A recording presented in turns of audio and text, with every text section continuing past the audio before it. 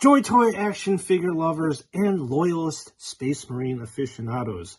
This is Spruce and Studs, and lately we've been flying around the whole entire universe of Warhammer 40K.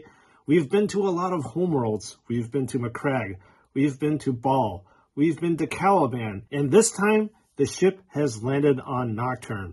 So today, we are going to be looking at the Sons of Vulcan, which are obviously the Salamanders. And there's nothing to do but jump into the review. Flamehead must review the Flamehead. Reviewing Flamehead.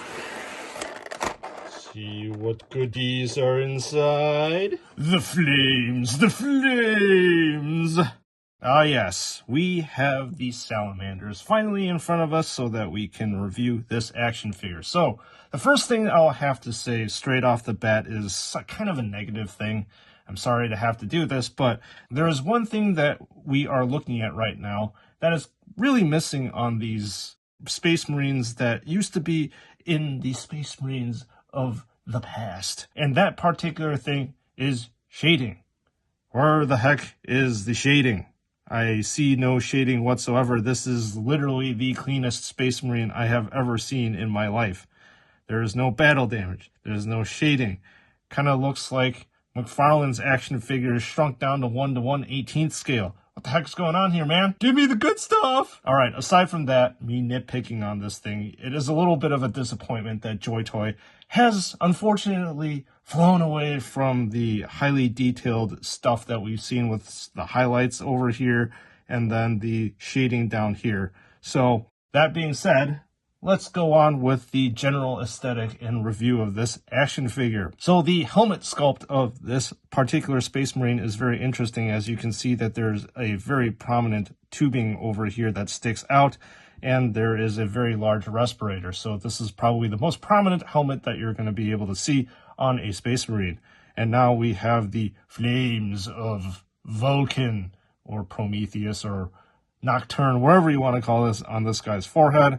And the lenses are fairly nicely done. And what's cool about these lenses is that I believe this is the first time we've got yellow lenses, so that's a cool thing. Looking at the lovely pauldrons on this Salamander, we have a third company flame over here, and then we have the Salamander's symbol on the left pauldron, which is nice.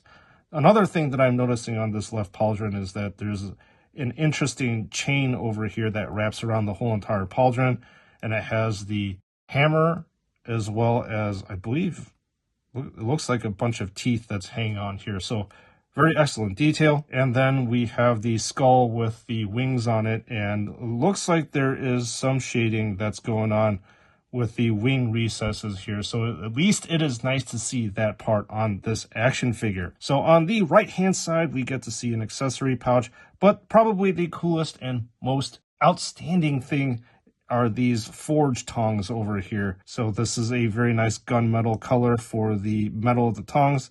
You got a dark maroon for the handles, very cool looking. And then on the left hand side, we have an empty holster for a pistol.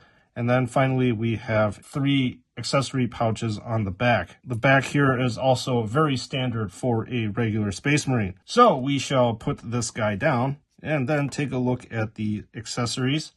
The accessories are obviously standard for an assault Space Marine. So you've got your standard issue chainsword, your standard black casing, your gunmetal teeth. The auto bolt rifle is also what we have seen before. Absolutely no departure from, again, your standard issue armaments that all the Space Marine gets. You have a very large magazine down here, a gold skull with wings on it, and again, like I said, everything is standard issue here. Next, you get a plasma pistol. Again, no departure from what we've seen before, so you got the blue on the plasma coils. Sadly, it is not undercoated the silver and overcoated with the translucent blue, as I have harped on many a time before. You have a holster with a bolt pistol in it that has a purity seal that's on it. And finally, we have the backpack here. Not much that I can say about this backpack either, except one thing.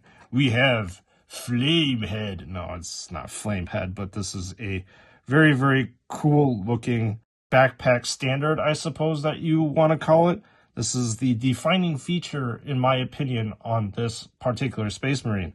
So you basically have a gigantic Olympic torch that's going on over here that is gunmetal in color, and then you have a very large flame that's coming out of it. That I like the yellow to orange transition over here. It's very well done, in my opinion, for a mass manufactured product. The only thing that I'm going to slightly gripe upon is that the shading on here was done with probably a color that is a little bit too dark. That's about it for this guy. So let's move on to Salamander number 2. Sadly, this guy is not a flame head, but serves a nice salamander specimen. Opening. Alright, we have Salamander number 2 in front of us, and there's nothing to do but to take a closer look at him. So Salamander number 2's helmet looks like a standard Primaris Mark 10 Tacticus armor. There's really nothing much I can say about this. The pauldron also denotes this guy from the third company, as well as the left-hand side has your Salamander's chapter symbol on it. One thing that I failed to point out on the other action figure is that these grooves actually do have shading in it, so that's nice to see. The accessory pouches, I believe, are pretty much the same on the right side, left side, and the back. The only thing that's really different is this hammer over here we actually saw on the first Intercessor. So this is probably supposed to denote Vulcan's hammer. And then the rest of this stuff is 100% the same with no departure. The first accessory we're going to look at is the chainsword, and this is 100% the same. As the first Intercessor did not have a bolt pistol, this guy actually does, and this bolt pistol does not depart from other bolt pistols that we've seen before. This magazine should be removable, and indeed it is. The magazine is removable. The auto bolt rifle, again, is your standard issue, except that it has an auxiliary grenade launcher down here, as well as a bandolier of grenade rounds down here. Holstered bolt pistol, no departure. But the thing that makes this guy stand out the most is obviously the head of this action figure. Now, this head is very, very cool looking, as I believe this is the darkest flesh color that we have seen produced yet from JoyToy, and perfectly mimics what people look like on Nocturne. What I really like about this thing is that the head has a very prominent, I believe, scarring that's going on, and there is a very glossy component to it that makes you think that this blood or these veins are like hot or something like that, which is really cool. And then I'll have to say the most interesting part is the eyes. The eyes actually have a metallic glow to it. So it's got a silver base coat with red translucent, which makes this guy's eyes really stand out and look very devilish. And then there is very dark shading on the sides of this guy's nose. But yeah, this is a really cool and very unique face sculpt that I really like, and obviously that's why I'm focusing so much on it. So I'll take the liberty of showing you how Flamehead's backpack banner attaches. The shape of the peg on the backpack's almost like a half circle shape, so you just go like this, and that is backpack assembled. And we have our 2 Salamanders finally reviewed, so let me wrap this one up. All right, brothers and sisters of the chapter, we have yet another Loyalist chapter of the Space Marines complete. So what do I think about these Salamanders action figures? Well, for one thing, I would say that they are completely unique in that they have very light green armor that will stand out amongst a crowd of Space Marines when you're displaying different chapters. The first thing that I'll comment on is the flame on this backpack. That is the biggest thing that jumps out at me when I'm looking at this action figure, and that's one of the biggest reasons why I myself decided to buy it. The second thing that I really like is the bareheaded version. The bareheaded version is unlike anything that we have seen before yet, because he has red glowing eyes. So the final question is, are these Salamanders Intercessors for you? Well, first thing is, are you a fan of Salamanders? Then, of course, then you would want to get these action figures.